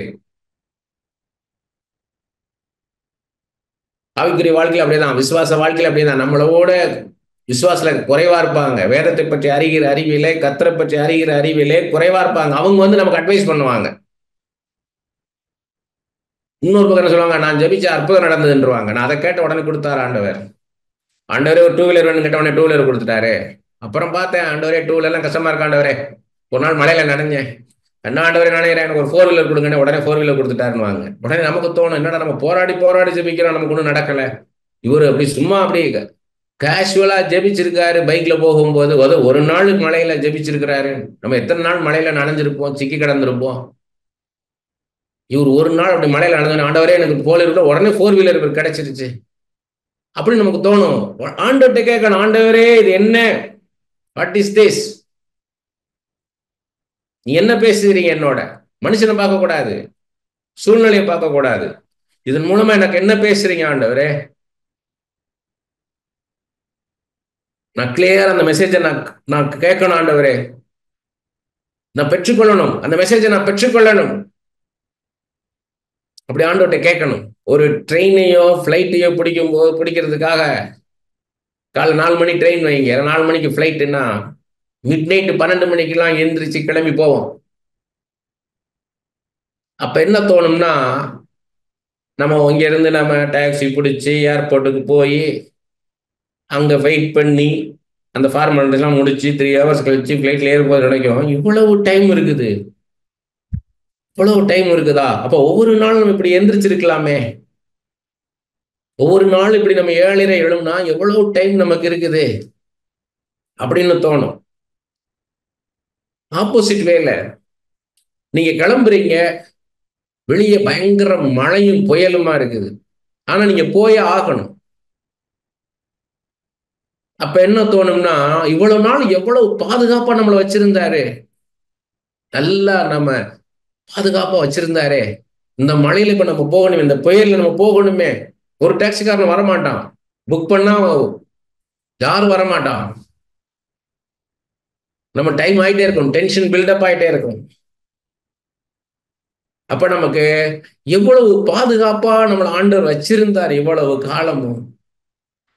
இந்த மழைக்கு இந்த புயலுக்கெல்லாம் விலக்கி நம்மளை பாதுகாப்பா வீட்டுல வச்சிருந்தாரே, அப்பதான் யோசிக்க ஆரம்பிப்போம் நம்ம, எவ்வளவு நல்லா வச்சிருந்தாரு அப்படி. அப்ப இருக்கிற லைஃபை பார்க்க வைக்கிறார். ஒரு அசூரியமான சூழ்நிலையை கொண்டு வந்து நம்மள இருக்கிற லைஃபை யோசிக்க வைக்கிறார். எப்படிப்பட்ட அருமையான வாழ்க்கை நமக்கு கொடுத்துருக்கிறாருன்னு. நம்ம அது நடக்கல இது நடக்கல நினைப்போம். இல்ல, உன்ட்டு இருக்கிற வாழ்க்கையை பார், அவன் கொடுத்திருக்கிற சுகத்தை பார், உனக்கு கொடுத்திருக்கிற சமாதானத்தை பார், உனக்கு கொடுத்திருக்கிற விடுதலையை பார், உனக்கு கொடுக்கப்பட்ட பிள்ளைய பார், மனைவியை பார், வேலையை பார், நல்லா வச்சிருக்கிறவனையே. இது இல்லாதவங்களை யோசித்து பார். சிலவர் அதை யோசிக்க பயப்படுறாங்க. உன்ட்ட இல்லாத பாருன்னா அதுக்கு பயப்படுறாங்க, நெகட்டிவா யோசிக்கிறதுக்கே பயப்படுறாங்க. ஏன்னா அவங்களுக்கு இன்செக்யூர். ஏன் இன்செக்யூரா பாதுகாப்பு இல்லாம ஃபீல் பண்றாங்கன்னா, அவங்க இயேசுவோட இல்ல, வார்த்தை இல்ல, வேத வாசிப்பு இல்ல, ஜபம் இல்ல, அவங்கதான் பயப்படுவாங்க. என்ன நடந்தாலும் நன்றி ஐயா, யார் கைவிட்டாலும் நன்றி ஐயா, என்ன நடந்தாலும் நன்றி ஐயா, யார் கைவிட்டாலும் நன்றி ஐயா, நன்றி நன்றி இடைவிடா நன்றி உமக்கு தானே, இணையில்லா தேவன் உமக்கு தானே. எப்போ வரும்? இந்த மாதிரி எல்லாம் காரியங்கள் நடக்கும் போதுதான் நம்ம கூடவே இருக்கிற மாதிரி இருக்கும். ஆனா அவங்கள்ட்ட உண்மையான அன்பு இல்லைன்னு தெரியும் போது நொறுங்கி போவோம். ஃபார்மாலிட்டியா பழகிருக்காங்கன்னு தெரியும் போது நொறுங்கி போவோம். நம்மளுக்கு ட்ரெயின்ல ஃப்ளைட்டை பிடிக்க போகும்போது இருக்கிற ஒரு டென்ஷன், கால் டாக்ஸி கிடைக்காத உடனே அப்போ ஒரு டென்ஷனு, டிராஃபிக் ஜாம் ஆகும். நம்ம அவசர அவசரமா போகும்போது தான் டிராஃபிக் ஜாம் ஆகி நின்றோம், மூவ் பண்ணவே முடியாது, எல்லாம் அடைச்சு கிடக்கும், எல்லா வண்டியும், கஷ்டமா இருக்கும். அப்பதான் டாக்ஸிக்கார் என்ன பண்ணுவான்னா, பெட்ரோல் பங்க்ல போய் நிப்பாட்டுவான். அங்க ஒரு பெரிய கியூ இருக்கும், டீசல் போடணுங்க, நிப்பாட்டிடுவான். அடுத்து பார்த்தீங்கன்னா, நம்ம லக்கேஜோட போகும்போது அவன் பூட்ல பார்த்தீங்கன்னா ஒரு பெரிய சிலிண்டர் இருக்கும், கேஸ் சிலிண்டர், ஒரு பக்கெட் வச்சிருப்பான், ஒரு ஸ்டெப்னி டயர் இருக்கும், நம்ம பெட்டி வைக்க இடமே இருக்காது. அதை பார்க்கும்போது நமக்கு அவ்வளவு கஷ்டமா இருக்கும். நம்ம எங்க பெட்டியன்னு இருக்கும். அன்னைக்குன்னு பார்த்து நம்ம இன்டர்நேஷனல் ஃபிளைட்டுக்கு போற மாதிரி இருக்கும், நிறைய திங்ஸ் இருக்கும், நமக்கு எங்க வைக்கனே தெரியாது. ஃப்ரண்ட்டில் நம்ம உட்கார்ற சீட்டுக்குள்ளே போய் 4 பெட்டியை திணிச்சிட்டு நம்மளை பின்னாடி உட்கார பண்ணுவோம், மடியிலெல்லாம் நம்ம பெட்டியை வச்சுக்கிட்டு. அப்போ நினைப்போம், எவ்வளோ சௌரியமாக வீட்டில் இருந்தோம், இப்படி போகணுமான் இருக்கும். அந்த உள்ள உட்காந்தோடனே கால் டாக்ஸி பார்த்து பார்த்தீங்கன்னா அப்போ தான் அவன் அவ்வளோ சிகரெட் குடிச்சிருப்பான். டக்குன்னு கிளாஸை போட்டு ஏசியை போடுவான், ஃபுல்லாக சிகரெட் நாத்தமாக இருக்கும். வெளியே குளிர் காற்று அடிக்கும். காலை வேளையில் 4 மணி 3 மணிக்கு கதவை திறந்து வச்சுக்கிட்டே இன்னும் லொக்கு லொக்குன்னு இருமிக்கிட்டே வருவான். இல்லைன்னா சத்தமாக பாட்டை வச்சுக்கிட்டு வருவான். அந்த லைட்டு பார்த்தீங்கன்னா கலர் கலர் லைட்டாக ஓடிக்கிட்டு இருக்கும். ஏதேதோ பொம்மைகள் வச்சிருப்பான். அது வாட்டு கலர் லைட்டு பார்த்தீங்கன்னா கண்ணு எரியும். இதெல்லாம் பார்க்கும்போது ஆண்டவர் எவ்வளவு நல்லா நம்மளை வச்சிருக்காரு வாழ்க்கையில. இப்படி போலலாம் நம்ம இருக்கக்கூடாது. இதெல்லாம் இல்லாத ஒரு நல்ல வாழ்க்கையை கர்த்தர் நமக்கு கொடுத்திருக்கிறார் என்ற உணர்வு நமக்குள்ள உண்டாகும். அவ்வளவு அருமையா நம்மளை வச்சிருக்கிறாரு, எவ்வளவு ரம்மியமா நம்மளை வச்சிருக்கிறாரு அப்பதான் தோணும். அது வரைக்கும் அதை யோசிச்சிருக்க மாட்டோம். வீட்டுல இருக்கும்போது இவ்வளவு நல்லா வச்சிருந்தாரே ஆண்டவர் நம்மளை, அதை யோசிக்க மாட்டோம் நம்ம. இந்த மாதிரி ஒரு டிஸ்கம்ஃபர்ட் வரும்போதுதான், அசௌரியமான சூழ்நிலை வரும்போதுதான் எவ்வளவு சௌரியமா நம்மளை ஆண்டவர் வச்சிருக்கிறார், நம்மளை ஆத்துமா எவ்வளவு நல்லா வச்சிருக்கிறார், நம்மளுடைய நோக்கங்கள் எண்ணங்கள் இப்படிலாம் இருக்கக்கூடாதுன்ற எண்ணத்தை நமக்கு வச்சிருக்கிறார் பாருங்க. அதே மாதிரி ட்ரெயின்ல போகும்போது பாத்தீங்கன்னா இப்ப அதிகமா நடக்குது. அப்பா அம்மா பிள்ளைங்க எல்லாம் இருக்கிறாங்க, இவங்கெல்லாம் ஒருத்தருக்கு ஒருத்தர் பேசிக்கவே இல்லை. ஏன்னா எல்லாரும் அவங்கவுங்க செல்போன்ல மும்முரமா இருக்காங்க. ஒருத்தருக்கு ஒருத்தர் பேசிக்கவே இல்லை. மணிக்கணக்கா அவங்க வாட்டுக்கு அவங்க செல்போன்ல பார்த்துக்கிட்டு அப்படியே தான் போய்கிட்டு இருக்காங்க. அப்ப நமக்கு அதுல ஒரு மெசேஜ் இருக்கு. ஆண்டவர் நம்ம குடும்பத்துல ஒருத்தர் ஒருத்தர் பேசுவது எவ்வளவு அவசியம், எவ்வளவு முக்கியம்ன்றத நம்ம அதுல பார்க்கிறோம். என்ன இருக்குது? அது ஒண்ணுமே இல்லை, ஒரு இல்யூஷன், ஒரு மாயை, ஒரு மாயான வாழ்க்கையில வாழ்றாங்க. எவ்வளவுதான் கலிபோர்னியால தீ எறிதலை பார்ப்பீங்க. வீட்டுல தாய் தகப்பன் பிள்ளைகள் டிராவல் ஆகுறாங்க, சந்தோஷமா பேசுவோம், ஏதோ கொண்டு வந்ததை சந்தோஷமா பகிர்ந்து சாப்பிடுவோம். அவங்க அவங்கவுங்க என்ன ஃபீல் பண்றாங்க அதை பேசுவோம், பரிமாறிக்குவோம். அதெல்லாம் இல்லை. நீதிமொழிகள் 1 20 21 வசனம். நீதிமொழிகள் 1 20 21. ஞானமானது வெளியே நின்று கூப்பிடுகிறது, வீதிகளில் சத்தமிடுகிறது. அது சந்திடையுள்ள தெருக்களின் சந்திலும் ஒலிமிக வாசலில் நின்று கூப்பிட்டு பட்டணத்தில் தன் வார்த்தைகளை வசனித்து சொல்லுகிறது. இது கர்த்தர் பேசுறாரு. உன் கண்ணு முன்னால நான் பேசிக்கிட்டு இருக்கேன். ஒவ்வொரு நிகழ்வின் மூலமாகவும் ஒவ்வொரு மனுஷன் மூலமாகவும் உன்னோட நான் பேசிக்கொண்டிருக்கிறேன்றாரு. இதேதான் நீதிமொழிகள் 8 முதல் 3 வசனங்கள்ல பேசுறாரு. ஞானம் கூப்பிடுகிறது இல்லையோ, புத்தி சத்தமிடுகிறது இல்லையோ, அது வழியருகேயுள்ள மேடைகளிலும் நாற்சந்திகளிலும் நிற்கிறது. அது ஊர்வாசல்களின் ஓரத்திலும் பட்டணத்தின் முகப்பிலும் நடைகுடலில் நின்று சத்தமிடுகிறது. மனுஷரே உங்களை நோக்கி கூப்பிடு. 4வது வசனம் சொல்றாரு, மனுஷரே உங்களை நோக்கி கூப்பிடு, என் சத்தம் மனுபத்திற்கு தொனிக்கும். 5வது வசனம் சொல்றாரு, பேதைகளே விவேகம் அடையுங்கள், மூடர்களே புத்தி உள்ள சிந்தையாயிருங்கள். ஆண்டவர் பேசுறாரு. ஒவ்வொரு நிகழ்வுகள் மூலமா நம்மளோட பேசுறாரு. இதுல ஞானம் விளங்கும்ன்றாரு. என்னுடைய ஞானம் எப்படி இருக்கிறான் பாரு. ஞானம் இல்லாம நடக்கிற காரியத்தை காமிக்கிறாரு, ஞானமா நடக்கிற காரியத்தை உங்களுக்கு காமிக்கிறார். நீ எப்படி நடக்கணும் கர்த்தர் பேசுறார் நம்மளோட. ஒரு ஜேர்னியில ட்ரெயின்ல போகும்போது பாத்தீங்கன்னா அவ்வளவு டிஸ்டர்பன்ஸ் இருக்குது. அதுல நம்ம கத்துக்கொள்றோம், ஒரு கோ பேசஞ்சர்ஸ் சக பயணிகளுக்கு எவ்வளவு டிஸ்டர்ப் பண்ணணுமோ அவ்வளவு டிஸ்டர்ப் பண்றாங்க. நடக்கிற பாதையில பெரிய பெட்டியை வச்சிடுறாங்க, நம்ம போக வர முடியாது. அப்படியே பெரிய பெட்டி 2 பெட்டி அப்படியே அமைக்கிடுவாங்க, நம்ம போக வர முடியாது. காலை நீட்டி நம்ம பெட்ல காலை வச்சிருவான். அவன் அவன் வந்து நேரா உட்காந்துருப்பான். நம்ம சீட்ல கொண்டாந்து காலை வச்சிருவான். அடுத்து பார்த்தீங்கன்னா சத்தமா பாட்டை போடுவான். சத்தமா அவன் செல்போன்ல பாட்டை போடுவான். இன்னொன்று ஃப்ரீக்வெண்ட்டாக போவான் வருவான், போவான் வருவான், நம்மளை தாண்டி போவான், திரும்ப வருவான், திரும்ப போவான் வருவான். நீ என்னப்பா பண்றன்னு கேட்கவே முடியாது. சத்தமா ஃபோன்ல பேசிக்கிட்டு இருப்பான். ராத்திரி நேரத்தில் சத்தமா ஃபோன்ல பேசிக்கிட்டு வருவான். எல்லாம் தூங்குறாங்களான்னு நினைக்க மாட்டான். அதுக்கப்புறம் என்ன பண்ணுவான்னா லைட்டை போட்டுக்குவான். லைட்டை போட்டுக்கிட்டு அவன் பாட்டுக்கு லேப்டாப் வச்சு ஏதோ பார்த்துக்கிட்டு இருப்பான், வேலை பார்க்குறான்ட்டு. என்ன பண்றானோ தெரியாது, எல்லாரும் தூங்குறாங்களே அதை நினைக்க மாட்டான். நமக்கு கழுத்துக்கு குறுக்கே செல்போன் நம்மளா சார்ஜ் போடுவான். அதை அரை மணி நேரம் சொருகி சொருகி எடுப்பான். அதை ஆன் பண்ணி ஆப்ரேட் ஆகலன்னு விட்டுறலாம்ல, விட மாட்டான். அதுலயே போட்டு நம்ம அவங்க வீடு மாதிரி பண்ணிக்கிட்டு இருப்பான். நீ என்னப்பா பண்ற, டிஸ்டர்ப் பண்ணாதன்னு சொல்லவும் நம்மளால முடியாது. ஏன்னா அது பெரிய சண்டையை கொண்டு வரும்னு. அதுக்கப்புறமா ஜன்னல் ஓரத்துல ஜன்னல் ஓரத்துல இருக்கிறத சின்னதா ஒரு சாப்பாட்டுக்குன்னு சின்ன இருக்கும் டேபிள் மாதிரி, அதுல கொண்டாந்து ஒரு பெரிய மூட்டையை வச்சிருவான். அதுக்கப்புறமா அந்த ஹேங்கர்ல வச்சு பைப்பையா தொங்க விட்டுருவான். நம்ம முன்னாடி இதை ஆடிட்டு கிடக்கும். அப்படி பெரிய மூட்டை ஒன்று தொங்கிட்டு கிடக்கும். இது ஏன் இங்க மாட்டேன்னு கேட்க முடியாது. 2 பேர் உட்கார இடத்துல 4 பேர் வந்து உட்காந்துக்குவான். அந்த 2 பேர் எங்க உள்ளவனே தெரியாது. அவங்க அவங்க மொழியில வந்து என்னத்தையோ கஜாமத்தான் பேசிக்கிட்டே வருவாங்க. நம்ம அவங்களாம் அவங்க சாப்பிடணுமே படுக்கணுமே நினைக்க மாட்டான்.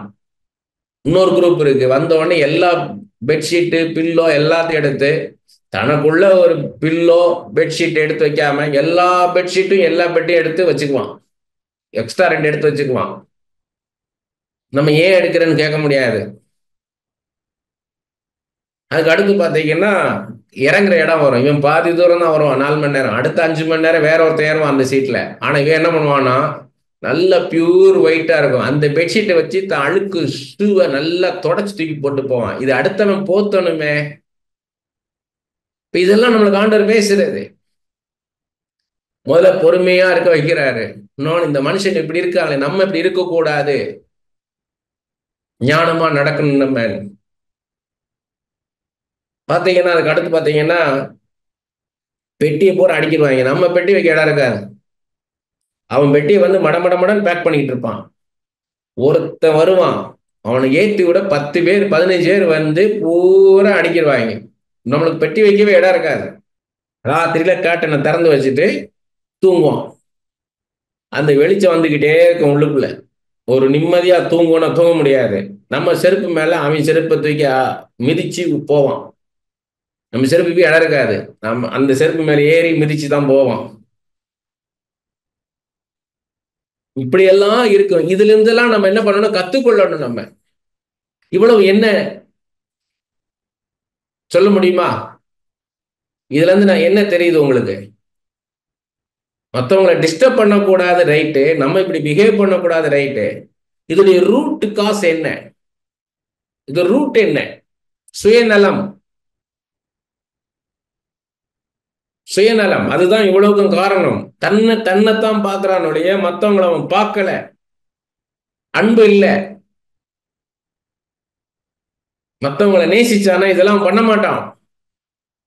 ஒரு பக்கம் ஞானம் இல்லை, இன்னொரு பக்கம் அன்பு இல்லை. அன்பு இருந்ததுன்னா ஞானம் செயல்படும்.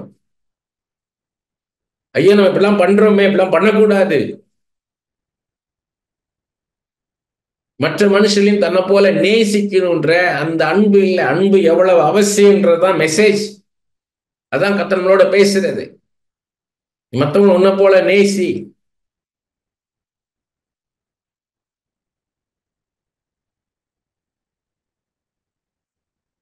நமக்கு எதுவுமே நடக்கலன்னும் போது ஆண்டவருக்கு சந்தேகம் வருது.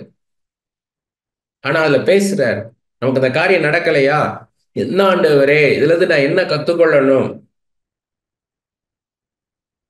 நீ கேட்கணும், ஆண்டவர்கிட்ட கேட்கணும். இல்லை என்ன என்ன கத்துக்கணும் சொல்லுங்கப்பா, எனக்கு சொல்லுங்க, நான் என்ன கத்துக்கிடணும் சொல்லுங்க. நமக்குள்ள ஒரு மனசாட்சி இருக்குது, மனசு இருக்குது.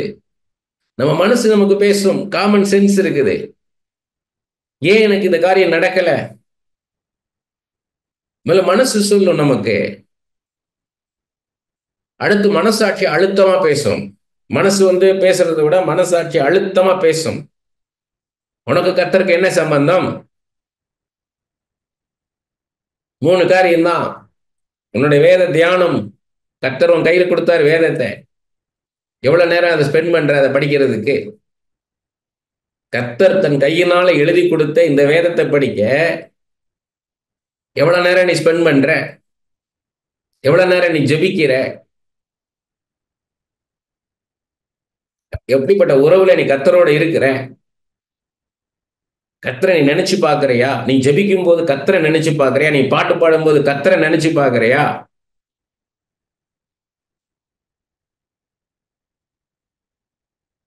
இதெல்லாம் ஆண்டு நம்மளோட பேசுவாரு. கர்த்தரை நம்ம நினைச்சு பாக்குறோமா?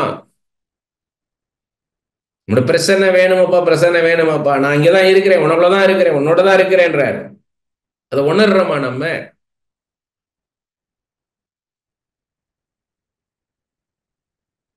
இப்ப நம்ம பைபிள படிக்கும்போது மோசேயோட எப்படி இருந்தார், மோசே எப்படிலாம் நடத்தினார், ஏன் நடத்தினார், யோசேப்பை ஏன் அப்படி நடத்தினார், யோசேப்பை நேசிச்சாரா, ஏன் இந்த கஷ்டங்கள் எல்லாம் யோசேப்பின் வாழ்க்கையில அனுமதிச்சாரு, எஸ்தருடைய வாழ்க்கை ஏன் அப்படி அமைஞ்சது, ஏன் அப்படி நடத்தினாரு, அன்னாளை ஏன் அப்படி நடத்தினாரு, ரூத்தை ஏன் அப்படி நடத்தினாரு, பேதுரு ஏன் அப்படி நடத்தினாரு, தோமாவுடைய காரியம் என்ன, இதெல்லாம் பார்க்கும்போது அப்ப நான் எப்படியாக என்னை எப்படி கர்த்தர் நடத்துறார், என்னுடைய வாழ்க்கை எப்படி, அப்ப கர்த்தர் என்ன எதிர்பார்க்கிறார், அதுக்கு தான் பேசுறார். அப்ப நான் எப்படி நடக்கணும் ஆண்டவரே? எனக்கு எதுவுமே நடக்கல, எதுவுமே நடக்கல இல்ல. கர்த்தர் என்னிடத்துல ஒரு காரியத்தை எதிர்பார்க்கிறார். நான் எப்படியாக இருக்கணும், கர்த்தர் என்கிட்ட எதிர்பார்க்கிறார். அதை நான் புரிந்து கொள்ளணும், அதை நான் கற்றுக்கொள்ளணும். சங்கீதம் 119 71 எல்லாருக்கும் தெரிஞ்சது. நான் உபத்திரவப்பட்டது நல்லது, உன் பிரமாணத்தை நான் கற்றுக்கொண்டேன். கர்த்தர் எப்படி நடத்துவார், நடத்த மாட்டார், ஏன் எப்படி நடத்துவார், நடத்த மாட்டார்ன்றத நம்ம எக்ஸ்பீரியன்ஸ்ல தான் கற்றுக்கொள்ள முடியும். என் வாழ்க்கையில ஏன் அப்படி நடக்குது, ஏன் என் புருஷன் இப்படி இருக்கிறார், ஏன் மனைவி இப்படி இருக்கிறா, ஏன் என் பிள்ளை இப்படி இருக்குது, ஏன் என் வாழ்க்கை இப்படி இருக்குது, நான் ஏன் இப்படி இருக்கிறேன், கர்த்தர் நடத்துறாரு, எதுக்காக இதெல்லாம் அனுமதிக்கிறீர்? நம்ம ஒரு வாழ்க்கையை கேட்கிறோம், ஆனா அவர் ஒரு வாழ்க்கையை தரார் நமக்கு. அது மேலானது.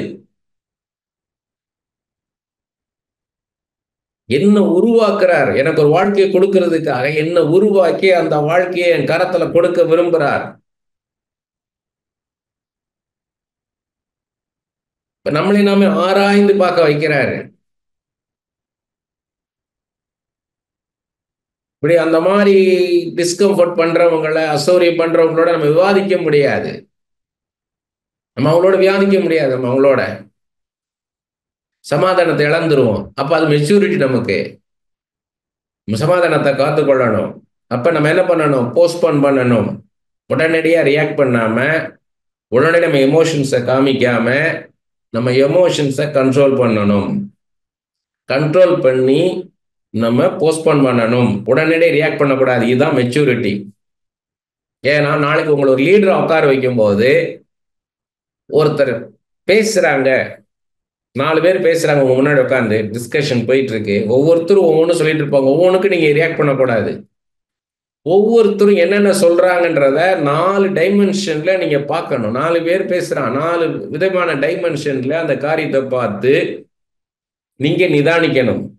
இப்போ பொறுமை வேணும். மற்றவங்க பேசுறதை கேட்கறதுக்கு பொறுமை வேணும்.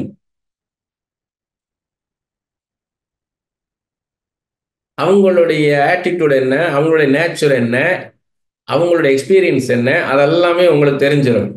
வேற ஒரு காரியத்தை கொடுக்கும்போது கரெக்டா கொடுக்கலாம். நீங்க யார்கிட்ட கொடுத்தா அது கரெக்டா இருக்கும். அதே மாதிரி நீங்க 4 விதமா யோசிக்க உங்களை வச்சுட்டாரு. அவங்க 4 பேர் பேசுறதை கேட்கும் போது, அதான் அநேக ஆலோசனைக்காரர்களால் சுகம் உண்டாகும், அநேக ஆலோசனைக்காரனால் ஜெயம் உண்டாகும்ன்றது. மற்றவங்க பேசுறதை கேட்கணும், அந்த டிஸ்கஷனை அலோவ் பண்ணணும், டென்ஷன் ஆகக்கூடாது. பேசுங்க. இது எல்லாத்துக்கும் ரெமெடி என்ன? ஜபம். ஆண்டவர் நோக்கி ஜெபிக்கணும். ஆண்டவரே, இதுல நான் எப்படி ரியாக்ட் பண்ணணும் சொல்லுங்க ஆண்டவரே. இந்த மனுஷனுக்கு நான் ரியாக்ட் பண்ணணுமா? நான் எப்படி ரியாக்ட் பண்ணணும்? எல்லாருக்கும் தெரிஞ்ச ஏற்கனவே சொல்லியிருக்கேன் பல தடவை. அப்சலோமுக்காக தாவீது சிங்காசனத்தை விட்டுட்டு வெறும் காலோட அழுதுகிட்டு வராரு. இவன் சீமைன்றவன், ரத்தப்பிரியனே, பதவிக்கு ஆசைப்பட்டவனேன்னு சொல்லி கல்லெல்லாம் எடுத்து வீசுறான், மண்ணை வாரி போடுறான், தூற்றுறான். அப்ப தாவீதோட வந்த அபிஷாயி செத்த நாயின் தலையை திருப்பி பண்ணும் போது தாவி சொல்றா, இதுல கர்த்தர் அனுமதிச்சிருக்கிறார்,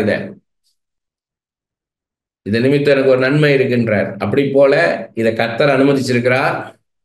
இதுல இருந்து நான் என்ன கத்துக்கொள்ளணும்? ஆண்டவரே சொல்லுவார். அவன் பைத்தியக்காரன் அவன் பைத்தியக்காரன் பேசுற மாதிரி நீயும் ஒன்று பேசுற, உன்னையும் பைத்தியக்காரன் ஆக்கிடுவான், நீ பேசாதேன்றவார். அமைதியா போன்றுவார். பெரிய பெரிய அரசியல் தலைவர்கள்ட்ட நான் பார்த்திருக்கேன். அதை ஏதாவது ஒரு சென்சிட்டிவ் இஷ்யூ கேட்கும் போது நோ கமெண்ட்ஸ்ன்றுவாங்க. அதான் ஞானம். அந்த பொசிஷனுக்கு நம்மளை தயார்படுத்துவார். நம்மளுக்கு கர்த்தருடைய தயவு, இரக்கம், அனுகூலம் எல்லாம் கர்த்தர் வேணும் நமக்கு. இந்த மாதிரி சூழ்நிலையில நம்ம எப்படி இருக்கணுமோ அதை கர்த்தர் தான் நம்மளை நடத்த முடியும். நம்ம கையில எதுவுமே கிடையாது. நம்மளுடைய புத்திசாலித்தனம், நம்மளுடைய திறமை, நம்முடைய ஸ்கில், டேலண்ட், இன்டெலிஜென்ஸ் எதுவுமே உதவாது. அதுதான் fear of the Lord is the beginning of விஸ்டம்ன்றது. கர்த்தருக்கு பயப்படுதலே ஞானத்தின் ஆரம்பம்ன்றது. ஆண்டவரே, எனக்கு கிருபை செய்யுங்கப்பா, இந்த சூழ்நிலையை மாற்றுங்க, இந்த சூழ்நிலை நான் ரியாக்ட் பண்ணணும், இந்த மனுஷன் நான் எப்படி ரியாக்ட் பண்ணணும், இந்த சிச்சுவேஷன் நான் என்ன செய்யணும், எனக்கு சொல்லிக் கொடுங்கப்பான்னு கேட்கணும். சமீபத்தில் ஒரு இடத்துக்கு நாங்கள் போகிறோம். நாங்கள் ஒரு பொருளை வாங்கலான்னு ஃபிக்ஸ் பண்ணிட்டோம். ஆனால் வீட்டுக்கு வந்த பிறகு அது எங்கள் வீட்டு சரிப்படாதுன்னு சொல்லி ஆல்டர்னேட்டிவ் வேற ஒரு பொருளுக்கு இது பண்ணுறோம். அவங்க முடியாதுன்றாங்க, கம்பெனில இருந்து சொல்கிறாங்க. 2 நாள் அப்படி போய்கிட்டு இருக்கு டிஸ்கஷனு. நாங்கள் ப்ரே பண்ணிட்டு போனோம். ஆண்டவரே, அந்த யார் யார் அங்கே இருக்காங்களோ அவங்க கண்களில் தய கிடைக்க செய்யுங்கப்பான்னு. அவங்க ரூல்ஸ் பேசுவாங்க, அவங்க என்ன பேச போகிறோமோ நினச்சி போனோம்.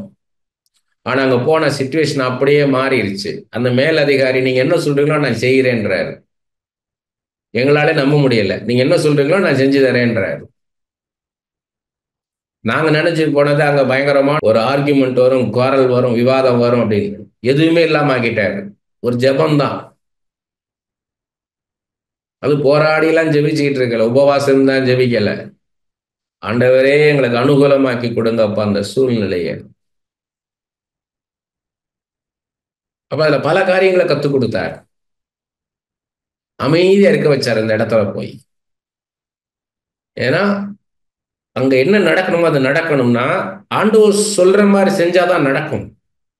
நாங்க அங்க ரியாக்ட் பண்ணிட்டு இருந்தேன்னா இம்மெச்சூர்டா இருக்கும், முதிர்ச்சி இல்லாம நடந்த மாதிரி ஆயிருக்கும்.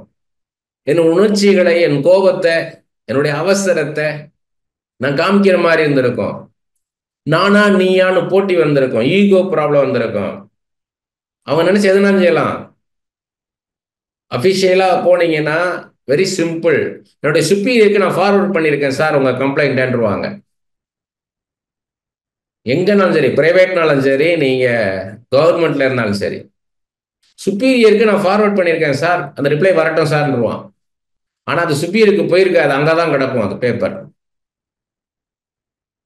அதே மாதிரி நீங்க என்னதான் மெயில் பண்ணி சிசி போட்டு அவங்க மேல இருக்க அதிகாரிகளுக்கெல்லாம் போட்டு கம்ப்ளைண்ட்லாம் போட்டீங்கன்னாலும் அவன் என்ன பார்ப்பான்னா அந்த அதிகாரி முக்கியம். நீங்க அன்னைக்கு ஒரு நாளோட நீங்க கஸ்டமர் போயிருவீங்க.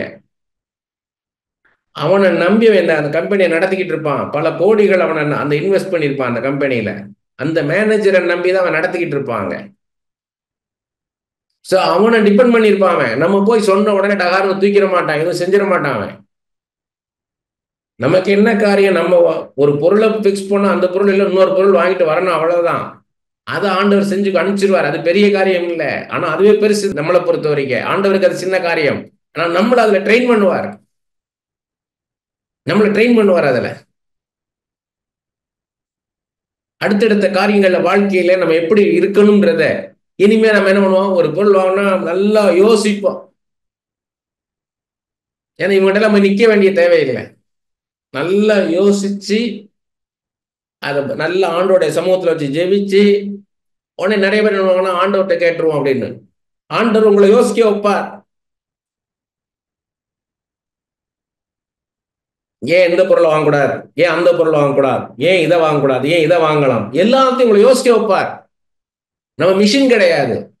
அப்படி ஒன் போட்டோன்னு ஒரு ஸ்பீடு, டூல வச்சுட்டு இன்னொரு ஸ்பீட்ல ஓடுறது, மூணுல வச்சுட்டு இன்னொரு ஸ்பீட்ல நம்ம ஓடுறது அப்படி பண்ண மாட்டார். நம்ம ரோபோட் கிடையாது.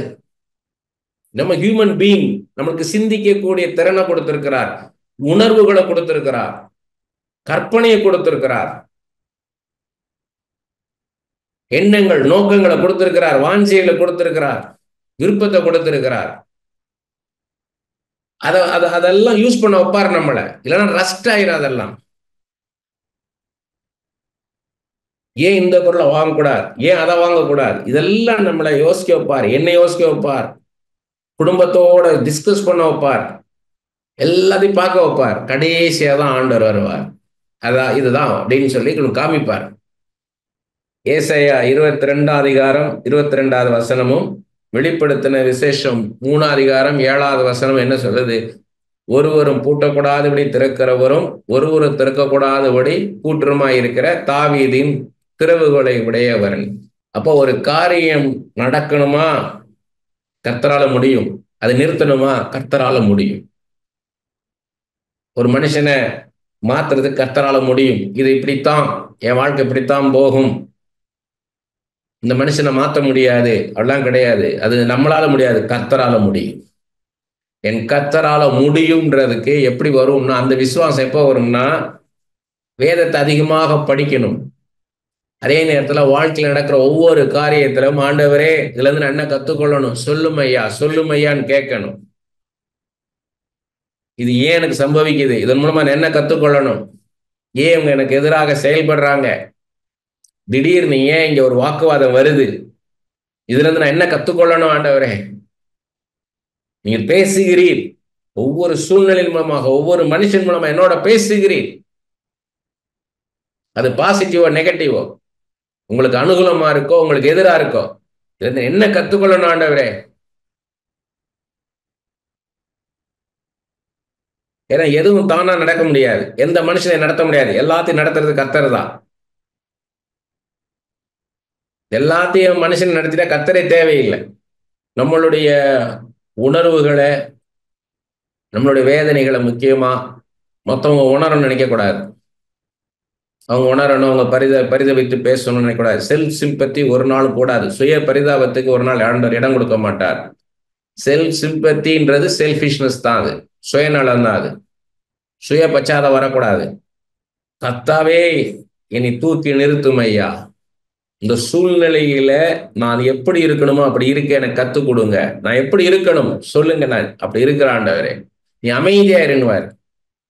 நம்ம பேச வேண்டிய நேரத்துல எதிர்த்து பேசணும்னு நினைப்போம், அமைதியா இருன்னுவார். அப்படின்னா என்ன அர்த்தம்? அவர் எல்லாம் செய்ய போறார், அவர் நமக்கு அனுகூலமாக்கி கொடுக்க போறார் சூழ்நிலைய. நம்ம அமைதியா இருக்கணும். எப்போதும் கர்த்தரோட நெருக்கமான உறவுல இருக்கணும். நமக்குள்ள ஒரு துதியும் ஸ்தோத்திரமும் இருந்துகிட்டே இருக்கணும். பலிபீடத்தின் அக்கினி இரவும் பகலும் எரிந்து கொண்டே இருக்கணும்ன்றார் லேவிய ராமத்துல. அப்படி போல பலிபீடம் நமக்குள்ளதான் இருக்குது. நமக்குள்ள ஒரு துதி ஆராதனை இருந்துகிட்டே இருக்கணும். ஸ்தோத்திரம் சொல்லிட்டே இருக்கணும். நன்றி ஆண்டவரே, நன்றி ஆண்டவரே, அப்பா அந்த காரியத்தை எனக்கு வாய்க்கை செய்ததுக்கா ஸ்தோத்திரம், இந்த நாளை எனக்கு ஆசீர்வதித்து கொடுத்ததுக்கா ஸ்தோத்திரம், உம்மட்டை நீ நடத்தினீரே ஸ்தோத்திரம், சுகந்தந்தீரே ஸ்தோத்திரம், சமாதானத்தை தந்தீரே ஸ்தோத்திரம், விடுதலை தந்தீரே ஸ்தோத்திரம். எத்தனையோ சுகவீனமான நினைச்சு பாக்குறேன்ப்பா, சுகத்தோடு வச்சிருக்கிறீரே நன்றி. உடல் ஊனமுற்றவர்களாம் நினைச்சு பாக்குறேனாப்பா, என்னை எப்படியெல்லாம் நன்றாக வைத்திருக்கிறீர் நன்றி. இந்த வேலை எனக்கு பிடிக்கலப்பா, எனக்கு இது நான் படிச்ச படிப்பு வேற, நான் பார்க்கிற வேலை வேற அப்பா. இந்த மாதிரி கடினமான மனுஷன் மத்தியில நான் வேலை பார்க்கணும், ஆனால் இதுல இருந்து நான் சந்தோஷமா விடுதலையோடு இருக்க எனக்கு கிருபை செய்யுங்க அப்பா. அதான் கிருபை. நம்மளால முடியாத ஒண்ணு கர்த்தர் வாய்க்க செய்வார். தேவ சித்தப்படி நடக்கும்போது, கர்த்தர் சொல்ற மாதிரி நடக்கும்போது கர்த்தர் நம்மோடு இருப்பார். ஆண்டவரே இதை சகித்துக் கொள்ளக்கூடிய கிருபை எனக்கு தாரும், அந்த பொறுமையை தாரும். ஆண்டவர் அதை வாக்கி செய்வார், நிதானமாக நடக்க வைப்பார். எப்பயுமே நம்ம வாழ்க்கை நடக்கிற ஒவ்வொன்றையும் கர்த்தரோட சம்பந்தப்படுத்தி பார்க்கணும். சாத்தான் இருக்கிறதையும் காமிப்பாரு நம்மளுக்கு. இதை சாத்தான், அவன் பின்னாடி இருக்கிற சாத்தான், இவன் அந்த மனுஷன் உனக்கு எதிராக நடக்கல, அவன் பின்னாடி சாத்தா இருக்கிறான். நீ அதை எதிர்கொள்வதற்கு ஜெபம் பண்ணுவாரு. அந்த ஆவிகளை கட்டி நீ ஜெபம் பண்ணு. என் ரத்தத்தை வச்சு கல்வாரி சிலுவையில் இயேசு கிறிஸ்து நான் சிந்தின ரத்தத்தை பயன்படுத்தி ஜெபம் பண்ணு, என் நாமத்தை பயன்படுத்தி ஜெபம் பண்ணு, என் வல்லமையை வைத்து ஜெபம் பண்ணு. அக்னி மதிலா இருந்து உன்னை நான் பாதுகாக்கணும்னு சொல்லி ஜெபம் பண்ணு. நீ போகும்போது வரும்போதும் தேவ தூதர்களை கொண்டு காத்துக்கொள்ளணும்னு ஜெபம் பண்ணு. அப்படி நம்ம கத்துக் கொடுப்பாரு. சாத்தானின் தந்திரத்தை கத்துக் கொடுப்பாரு. அப்ப மனுஷன் இல்ல, மனுஷனுக்கு பின்னால என்ன ஆவி இருக்குது, கர்த்தர் இருக்கிறாரா சாத்தா இருக்கிறான்னு கத்துக் கொடுப்பாரு நமக்கு. பாருங்க, நீதிமொழிகள் 1 முதல் 9 வசனத்துல பேசுறாரு பாருங்க. நீதிமொழிகள் 1 முதல் 9 வசனங்கள். தாவீதின் குமாரனும் இஸ்ரவேலின் ராஜாவுமாகிய சாலமோனின் நீதிமொழிகள் இவைகளால் ஞானத்தையும் போதகத்தையும் அறிந்து புத்திமதிகளை உணர்ந்து. ஞானம், போதகம்னா டீச்சிங் இல்ல, டிசிப்ளின்றது நேரத்தில் போதகம்ன்றார். Wisdom, discipline. புத்திமதிகளை உணர்ந்து அப்படின்னா விஸ்டம் சேயிங்ஸ், ஞானமா சில சொல்லியிருக்காங்க பைபிள்ல. அதெல்லாமே அதான் புத்திமதின்றது. புத்திமதி அட்வைஸ் இல்லை இந்த இடத்துல. விஸ்டம் சேயிங்ஸ், ஞானமாய் உரைத்தவைகள். விவேகம், விவேகம்னா பின்னாடி நடக்க போறத முன்கூட்டியே யோசித்து பார்க்கறது விவேகம். நீதி, நியாயம், நிதானம், இதெல்லாம் எப்படியோ பேசியிருக்கிறோம். நீதி, இதுல என்ன நீதி, இதுல நியாயம் என்ன, நியாயமா என்ன பண்ணணும், நிதானிக்கணும், நிதானிச்சு பார்க்கணும். இதுவா அதுவான்றத நம்ம பேலன்ஸ் பண்ணி பார்க்கணும். என்பதை பற்றி உபதேசத்தை அடையலாம். இவைகள் பேதைகளுக்கு வினாவையும், அதாவது சிம்பிள் மைண்டட், இன்னசென்டா இருப்பாங்க, ஒண்ணுமே தெரியாம இருப்பாங்க, அவங்களுக்கு இது கிளவர்னஸை தரும், புத்திசாலித்தனத்தை தரும். இது நீதிமொழியில படிச்சீங்கன்னா வாலிபருக்கு அறிவையும் விவேகத்தையும் கொடுக்கும். புத்திமான் இவைகளை கேட்டு அறிவில் தேர்வான். ஏற்கனவே புத்திமானா இருப்ப இன்னும் அதுல மேல ஏறி வருவான். விவேகி நல்ல ஆலோசனைகளை அடைந்து நீதிமொழியும் அதன் அர்த்தத்தையும் ஞானிகளின் வாக்கியங்களையும், இதான் ஞானிகளின் வாக்கியங்கள் தான் விஸ்டம் சேயிங்ஸ்ன்றது. வாக்கியங்களை அவர்கள் உரைத்த புதைவுகளும் அறிந்து கொள்வான். அவங்க எல்லாம் என்ன சொன்னாங்கன்றதை கத்துக்கொள்வான். கர்த்தருக்கு பயப்படுதலே ஞானத்தின் ஆரம்பம். மூடர் ஞானத்தையும் போதகத்தையும் அசட்டை பண்ணிடுறார்கள். என் மகனே, உன் தகப்பன் புத்தியை கேள், உன் தாயின் போதகத்தை தள்ளாதே. அவைகள் உன் சிரசுக்கு அலங்காரமான முடியும், உன் கழுத்துக்கு சரப்பணியுமா இருக்கும். தாய் தகப்பனை பத்தி ஏன் சொல்றாருன்னா, உண்மையாய் நம்மளை நேசிக்கிறவங்க, அவங்க சொல்றது நல்லதுக்காக சொல்லுவாங்க. அதை நம்ம கேட்கணும். அந்த நிறைன்றது மகிமை, அந்த எக்ஸ்பீரியன்ஸ் ஒருத்தர் சொல்லும் போது அதை கேளுன்றார். எனக்கு எல்லாம் தெரியும் நினைக்காத, அது அந்த காலம், இந்த காலம் வேற நினைக்காத, அவங்க சொல்றத கவனின்றாரு. அவங்க அன்பு நிமித்தம் சொல்றாங்க, அதான் முக்கியம். அன்பு, அவங்க உங்களை நேசிக்கிறாங்க, உண்மையா நேசிக்கிறவங்க சொல்றத கவனின்றாரு. இப்போ உதட்டுல பேசுறவங்க இல்ல, இருதயத்திலிருந்து பேசுறாங்க அவங்க, அதை நம்ம கவனிக்கணும். எரேமியா 18 முதல் 6 வசனங்களும் ஏசாயா 64:8 என்னன்னா, அவர் கொயவன், நம்ம களிமண், நம்மளை வணைஞ்சு எடுப்பார், வேண்டாத காரியங்களை பிச்சு எடுத்துருவார், நம்மளை செதுக்கி நம்மளை உருவாக்குவார். அதுக்கு நம்ம இடம் கொடுக்கணும்.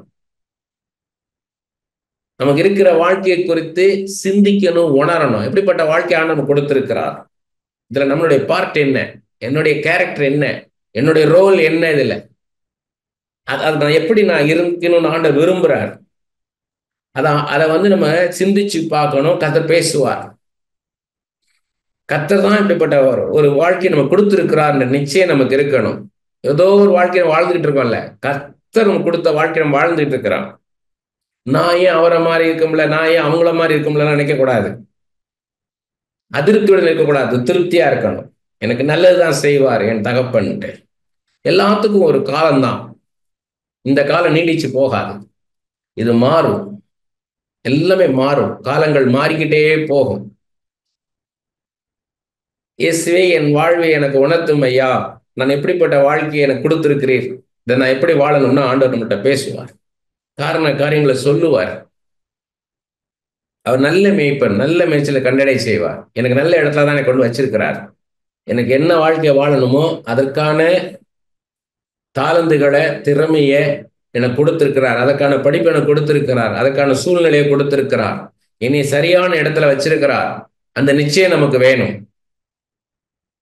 நம்மளை தாயின் கருவில உருவாக்குறதுக்கு முன்பாகவே நம்மளை குறித்த ஒரு தரிசனத்தை அவர் எழுதிட்டார். என் வாழ்க்கை முழுவதையும் அவர் எழுதி வைத்து விட்டார். நிச்சயம் நமக்கு இருக்கணும். சங்கீதம் 139 படிச்சீங்கன்னா ஃபுல்லா சொல்றார் நம்மளை எப்படி உருவாக்கணும், நம்மளுடைய ஒவ்வொரு அவயமும் எப்படி உருவாகணும், எத்தனை நாட்கள் உருவாகணும்ன்றது கூட தீர்க்கதரிசன புஸ்தகத்தில் எழுதி வச்சிருக்காரு அவரு. நம்ம வாழ்க்கையில் நடக்கிற ஒவ்வொரு சூழ்நிலை மூலமா நம்மளோட ஆண்டவர் பேசுறார். நம்ம சந்திக்கிற ஒவ்வொரு மனுஷன் மூலமாவும் ஆண்டவர் நம்மகிட்ட பேசிக்கிட்டு இருக்கிறார். அதை நம்ம கேட்கணும். அதான் எல்லாவற்றிலும் கர்த்தர்ன்றது. எல்லாவற்றிலும் இருந்து கர்த்தர் பேசுகிறார். எல்லாவற்றின் மூலமாகவும் கர்த்தர் பேசிட்டு இருக்கிறார். அதை நம்ம கவனிக்கணும். கர்த்தர் ஏதோ ஒரு ரீதியில் இப்படி பேசுவார், அப்படி பேசுவார்னு பார்க்கக்கூடாது. ட்ரீம்ஸ்ல பேசுவாரு, பெரிய சத்தமா வானத்துல இருந்து சத்தம் வரும், தீர்க்கதரிசி மூலம் பேசுவாரு, அப்ப பைபிள்ல இருந்து பேசுவார்ல. உங்க வாழ்க்கையில நடக்கிற ஒவ்வொரு சூழ்நிலையும் கர்த்தர்கிட்ட பேசிட்டு இருக்கிறார். நம்மளுக்கு தாழ்மை வரும், இந்த மாதிரி இதெல்லாம் நம்ம இந்த மாதிரி இறுக்கமான சூழ்நிலை நம்ம வரும்போது நமக்கு தாழ்மை வந்துடுது, பொறுமை வருது, சகிப்புத்தன்மை வருது, மற்றவர்களை மதிக்க ஆரம்பிக்கிறோம், லீடர்ஷிப் குவாலிட்டி வருது, நம்ம வளர ஆரம்பிக்கிறோம். நம்ம உள்ளார்ந்த மனுஷில நம்ம வளர ஆரம்பிக்கிறோம். நம்ம அதுக்கு எப்படி ரியாக்ட் பண்றோம், அந்த மனுஷனுக்கோ அந்த சூழ்நிலைக்கோ நம்ம எப்படி ரியாக்ட் பண்றோம்? வாக்குவாதம் செய்யாம இருக்கிறோம், பொறுமையா இருக்க ஆரம்பிக்கிறோம், பின் விளைவுகளை யோசிக்க ஆரம்பிக்கிறோம், யோசிக்கிறோம். அது ரொம்ப முக்கியம். யோசிக்கிறோம். இது எல்லாம் இதெல்லாம் தான் கர்த்தர். நாங்கள் உமக்குள் பிழைக்கிறோம், இருக்கிறோம், அசைகிறோம்னு அப்போஸ்தலர் நடவடிக்கைகளை பார்க்கிறோம். கர்த்தருக்குள்ள நம்ம இருக்கிறோம். நம்ம வாழ்க்கையும் கர்த்தருக்குள்ள தான் இருக்குது. நமக்கு எதிரான சூழ்நிலைகள், மனிதர்கள் எல்லாமே கர்த்தருக்குள்ள தான் இருக்குது. இந்த உலகமே கர்த்தருக்குள்ள தான் இருக்குது. இதை நம்ம உணரணும். ஏதோ வெளியே ஏதோ நடக்குது, கர்த்தர் எங்க நிற்கிறார் இல்ல, அண்ட சராசரங்களும் ஆண்டவருக்குள்ள தான் இருக்குது. இதுதான் ரகசியம். அப்ப என்னை சுற்றி நடக்கிற காரியங்கள்லாம் இயேசுவுக்கு அப்பாற்பட்ட காரியம் இல்லை, இயேசுக்குள் அடங்கினதுதான். இன்னைக்கு எனக்கு இந்த காரியம் நடக்கலையா, அப்ப இல்ல கர்த்தாவே நான் என்ன கத்துக்கொள்ளணும் சொல்லுங்க அப்பா, வாட் யூ ஸ்பீக், அதை நம்ம கேட்கணும். ஆண்டவர் பேசுவார்.